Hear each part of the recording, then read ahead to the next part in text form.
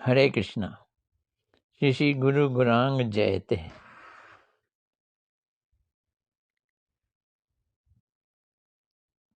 निताई पद कामल कोटि चंद्र सुशीतल। ये छाया जगत जुड़ाए,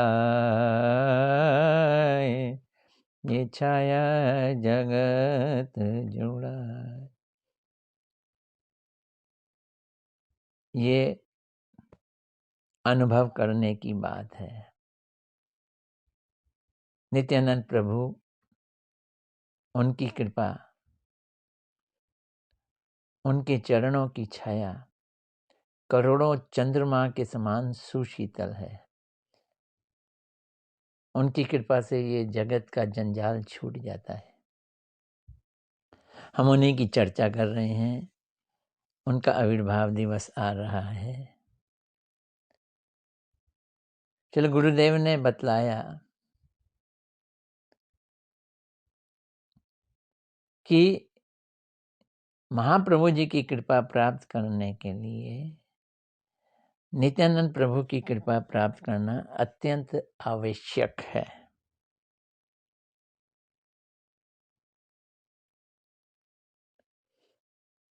इसलिए नरोत्तम दास ठाकुर वो कहते हैं, नरोत्तम बड़ो दुखी, निताई मोर करो सुखी।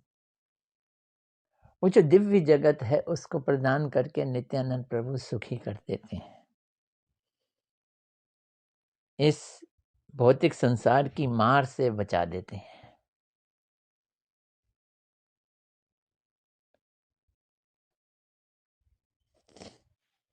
ब्रज का प्रेम पाना है, राधा जी के चरणों की सेवा पानी है, तो बड़ा कठिन कार्य है। उसके लिए अपराध रहित होना अत्यंत आवश्यक है। लेकिन अपराध रहित कैसे हुआ जाए? जो अपराध सहित जीता है वो अपराध रहित कैसे हो? उसके लिए वही कृष्ण राधा जी का भाव लेके, राधा जी की अंग कांति लेके चैतन्य महाप्रभु बने और उन्होंने लोगों को अपराध सहित स्वीकार कर लिया और उनका कल्याण कर दिया। अगर हम महाप्रभु जी की कृपा प्राप्त कर लें तो हृदय अपने आप ब्रज भाव से भर जाएगा, राधा जी की सेवा प्राप्त हो सकेगी। लेकिन महाप्रभु जी की कृपा कैसे प्राप्त करें? इसको श्री कृष्णदास कविराज जी ने श्री रघुनाथ दास गोस्वामी जी के जीवन चरित्र से बतलाया है। रघुनाथ दास गोस्वामी जी अपने घर से छुटकारा चाहते थे। उनके ऊपर बॉडीगार्ड रहते थे। तो जब वो पानी हाटी में पहुंचे तो नित्यानंद प्रभु वहां पर थे। इन्होंने उनको दंडवत प्रणाम किया। किन्होंने? रघुनाथ दास गोस्वामी जी ने। तो नित्यानंद प्रभु ने कहा, चोर, तू मेरे संपत्ति की चोरी करके मेरे बताए बिना उसे ग्रहण करना चाहता है? इधर उसको पास बुलाया, उनके सिर पे अपना चरण रख दिया। महाप्रभु मेरी संपत्ति है, मेरे बिना तू उसको पात नहीं सकता। दंड दे। क्या दंड देना है? सारे लोगों को दधी चीड़ा ये खिलाओ। इसे चीड़ा महोत्सव के नाम से जाना जाता है। रघुनाथ दास गोस्वामी जी के पास पैसे की तो कमी नहीं थी। उन्होंने बहुत बड़ी एक पार्टी कर दी। हजारों की संख्या में लोगों ने दही चीड़ा खाया। नित्यानंद प्रभु जी की कृपा पाई। उनके आशीर्वाद से घर छूट गया। वो महाप्रभु जी के पास पहुंच गए। तो महाप्रभु जी को पाना है तो ये बहुत ज़रूरी है कि नित्यानंद प्रभु जी की कृपा मिले।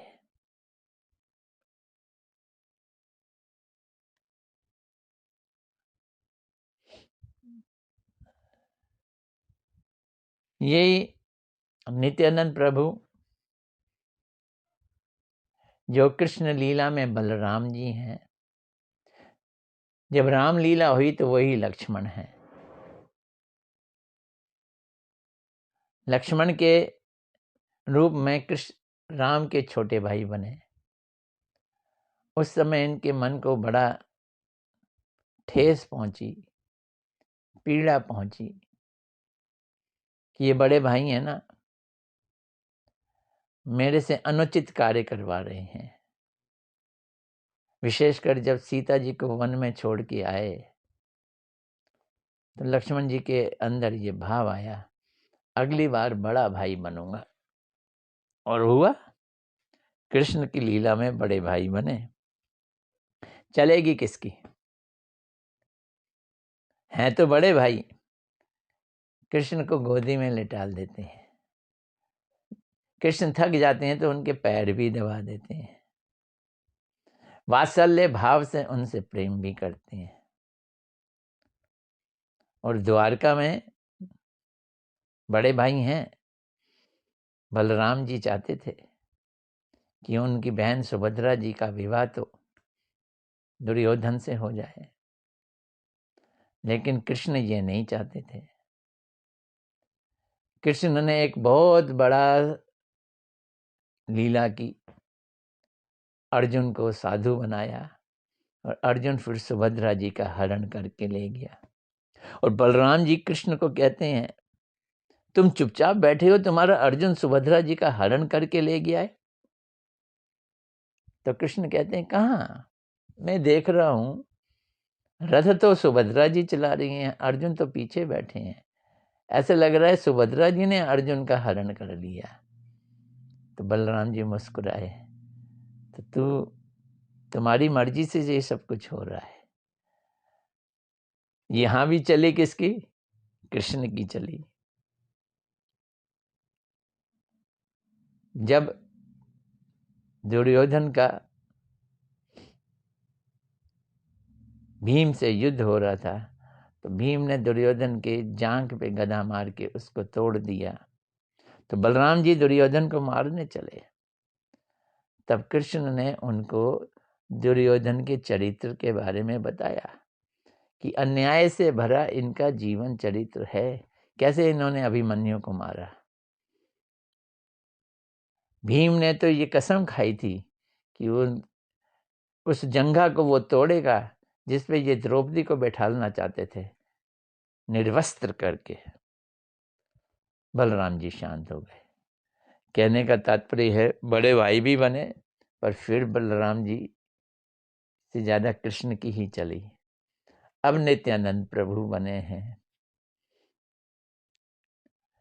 अब भी वो कृष्ण से बड़े हैं।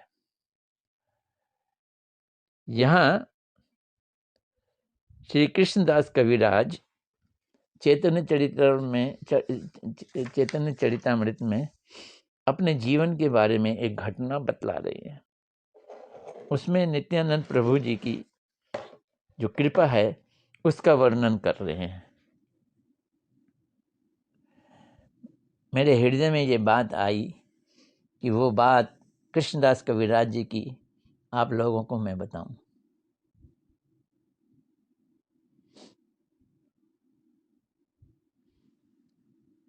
श्री कृष्णदास कविराज जी कहते हैं, श्री चैतन्य से कृष्ण नित्यानंद राम, नित्यानंद पूर्ण करे चैतन्य काम। नित्यानंद का काम क्या है? वो चैतन्य महाप्रभु के कार्य पूरे करते हैं। चैतन्य महाप्रभु का क्या काम था? ब्रज भाव को, जिसको अभी तक दिया नहीं गया था, लोगों में बांटना। अनर्पित चरिम चिरात करुणा अवतीर्ण कलो। जो अनर्पित था, जो दिया नहीं गया था, उसको देना। नित्यानंद महिमा सिंधु अनंत अपार। नित्यानंद प्रभु की जो महिमा है वो सागर है, अनंत वाला सागर, अपार वाला सागर, जिसका पार नहीं पाया जा सकता। एक कर्ण स्पर्शी मात्र से कृपा तहार।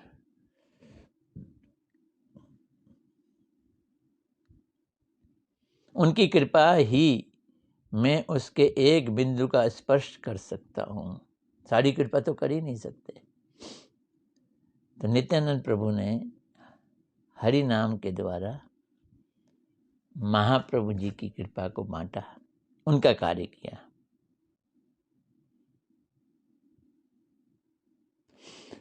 कृष्णदास कविराज जी कह रहे हैं कि मैं वो कृपा की बात आप लोगों को सुनाना चाहता हूं कि कैसे उन्होंने इस अधम जीव को, यानी कृष्णदास कविराज जी को, एकदम ऊंचाई की सीमा तक चढ़ा दिया। ये मेरे जीवन की घटी हुई घटना है, इसे प्रकाशित करना उचित नहीं है, फिर भी मैं बताने जा रहा हूं ताकि लोगों को नित्यानंद प्रभु की कृपा सबके समक्ष प्रकाशित हो जाए। नित्यानंद प्रभु के एक सेवक थे जिनका नाम था मीन केतन रामदास। मीन केतन रामदास प्रेम से पूरे भरे हुए, बल्कि प्रेम धाम स्वरूप समझ लो। एक बार वो मेरे घर आए, एक दिन एक रात काल तक संकीर्तन किया। संकीर्तन हो रहा था उत्सव के समान। मीन केतन रामदास निमंत्रण पाए गए थे, इसलिए आए थे। प्रेम में डूबे हुए मीन केतन रामदास आंगन में बैठ गए। सभी वैष्णव ने उनके चरणों की वंदना की और भाव प्रेम से वो उन्मत्त थे। किसी को नमस्कार करते थे तो किसी के ऊपर चढ़ जाते थे, आवेश था। किसी को प्रेम से बंसी से मारते थे और किसी को थप्पड़ भी मार देते थे। ये उनका प्रेम का आवेश था। मीन केतन रामदास के नेत्रों से आंसुओं की झड़ी प्रेम का में डूबे रहते थे और उनके मुंह में नित्यानंद का नाम बार बार आता था, हुंकार करते थे। तब उसे देखकर सभी लोग चकित हो जाते थे।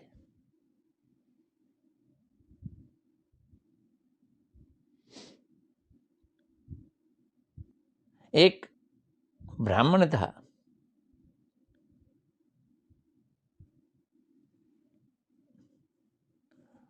वो मीन केतन रामदास को देखकर भी उनका सम्मान नहीं किया, क्योंकि वो पूजा पाठ में लगा हुआ था।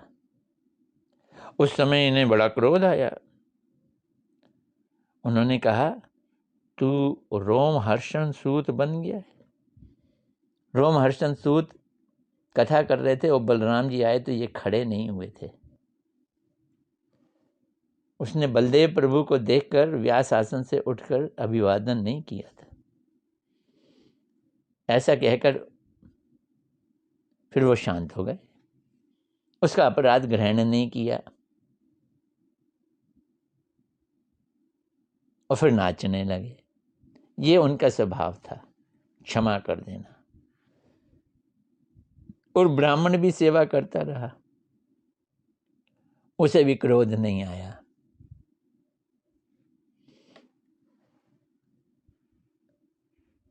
उत्सव जब समाप्त हुआ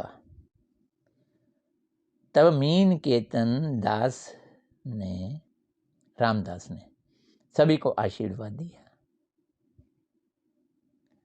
अब श्री कृष्णदास कविराज जी बता रहे हैं, उस समय मेरे भाई के साथ उनका कुछ विवाद हो गया। मेरे भाई चैतन्य महाप्रभु के प्रति दृढ़ विश्वास तो रखते थे, परंतु नित्यानंद प्रभु के प्रति उनका विश्वास नहीं था। ये जानकर रामदास बड़े दुखी हुए। तब जाकर मैंने अपने भाई की भर्त्सना की, उन्हें बहुत डांटा।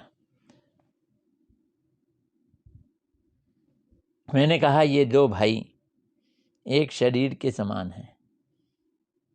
कौन दो भाई? चैतन्य निताई। एक शरीर के समान हैं, दो प्रकाश हैं। नित्यानंद प्रभु को जो नहीं मानता उसका सर्वनाश होगा। एक को माने, दूसरे को ना माने। अर्ध कुकुटी न्याय है ये, कि मुर्गी के एक भाग को तो मानो और एक भाग को ना मानो। श्री कृष्णदास कविराज जी ने बड़ी डांट लगाई अपने भाई को। उनका मन बड़ा खराब हुआ। इसके बाद भक्त श्री रामदास क्रोधित होकर अपनी बंसी को तोड़कर चले गए। अब नित्यानंद प्रभु की वो कैसे बुराई सुन सकते थे? उस समय मेरे भाई का सर्वनाश समझ लो हो गया, भक्ति से पतन हो गया।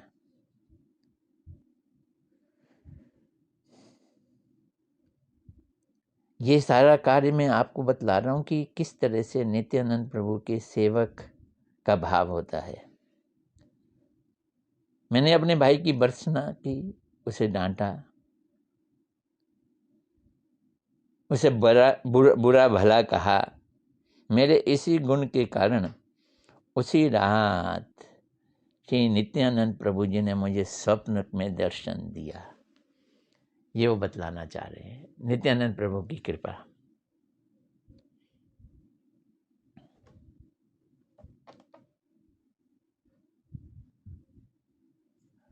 नौहाटी के निकट झामटपुर नामक एक ग्राम में, वहीं पर नित्यानंद प्रभु जी ने मुझे स्वप्न में दर्शन दिया। प्रभु जी ने अपने चरण कमलों को मेरे सिर पर रख दिया। प्रभु ने मुझे बार बार उठ उठ कहकर उठने को कहा। मैं उनके चरणों में लेट गया था। मैं उठकर उनके रूप को देखकर देखता ही रह गया, चकित हो गया।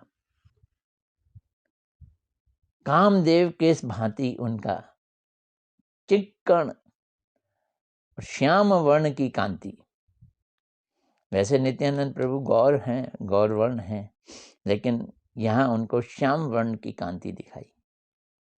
उनका विशाल शरीर था, मानो वे कई जो युद्ध करते ना मल, महामल, ऐसे वीर हों। उनके अत्यंत सुंदर लंबे हाथ और चरण थे कमल के समान, और वैसे ही कमल के समान नेत्र।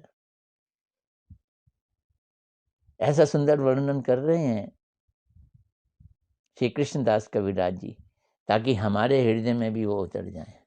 उन्होंने सुंदर रेशमी वस्त्र धारण किए हुए थे और उनके सिर पर भी रेशम की पगड़ी शोभा पा रही थी। उनके कानों में सोने के कुंडल, हाथों में सोने के कंकन शोभा पा रहे थे। उनके चरणों में नुपुर झंकार कर रहे थे और गले में पुष्प की माला। उनके शरीर पर चंदन का लेप हुआ था और उस पे बड़ा सुंदर तिलक बना हुआ था। चल कैसे रहे थे? मंथर गति से, हाथी मतवाले हाथी के समान उनकी चाल, करोड़ों चंद्रमाओं से भी उज्जवल उनका मुखमंडल था, और पान चबा रहे थे। दांत उनके अनार के बीज के समान लग रहे थे। कैसा सुंदर वर्णन है। बहुत गंभीर स्वर में कृष्ण कृष्ण कह रहे थे। उनके हाथ में लाल रंग की छड़ी डोल रही थी। उनके भक्त सभी गोप वेश में थे और वे लोग प्रेम के आवेश में कृष्ण कृष्ण कह रहे थे। मैं आनंद में विह्वल था, कुछ जान नहीं पाया, और प्रभु ने हंसकर मुझे कहा, कृष्णदास भय मत करो, तुम वृंदावन जाओ, तुम्हें वहां सब कुछ प्राप्त हो जाएगा। ऐसा कहकर उन्होंने मुझे अपने हाथ का स्पर्श प्रदान किया और वृंदावन की ओर प्रेरित किया। उसके बाद प्रभु अपने परिकरों समेत अंतर्ध्यान हो गए। कृष्णदास कविराज जी कह रहे हैं, मैं सुबह उठा, मैंने उनकी आज्ञा का पालन किया, मैं तुरंत वृंदावन चला गया। वहां क्या हुआ?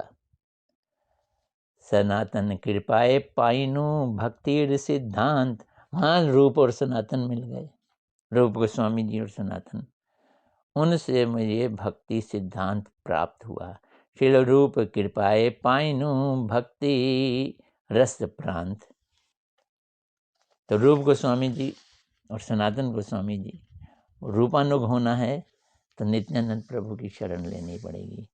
जय जय नित्यानंद चरणारविंद, जहाँ है ते पाइनु श्री राधा गोविंद। राधा गोविंद जी की पाना है नित्यानंद प्रभु की कृपा। तो राधा गोविंद जी वृंदावन में है ना। श्री कृष्णदास कविराज जी ने उनके दर्शन किए। कृष्णदास कविराज जी अपने लिए कह रहे हैं, जगाई मधाई है ते मोई से पतित पापिष्ट, मैं जगाई मगराई से भी ज्यादा पापी हूं। पुड़ी शेर कीट है ते मोई से लघित, मैं जगाई मदाई से भी अधिक पापी हूँ, मल के कीड़े के समान तुच्छ हूँ। ऐसे घृणित व्यक्ति पर भी इस जगत में एकमात्र नित्यानंद प्रभु हैं। उनके अतिरिक्त कौन है जो कृपा कर सकता है? प्रेम में मत नित्यानंद प्रभु की कृपा, उसके कारण वे उत्तम और अधम ये विचार ही नहीं करते। जो भी उनके आगे गिर जाता है, बस गिर जाना चाहिए, उसका उद्धार। इसलिए उन्होंने मुझ जैसे दुराचारी का भी उद्धार कर दिया। मैं पापी हूँ, पतित हूँ, तो भी उन्होंने मुझे वृंदावन में लाकर श्री रूप गोस्वामी जी के चरणों का आश्रय प्रदान किया।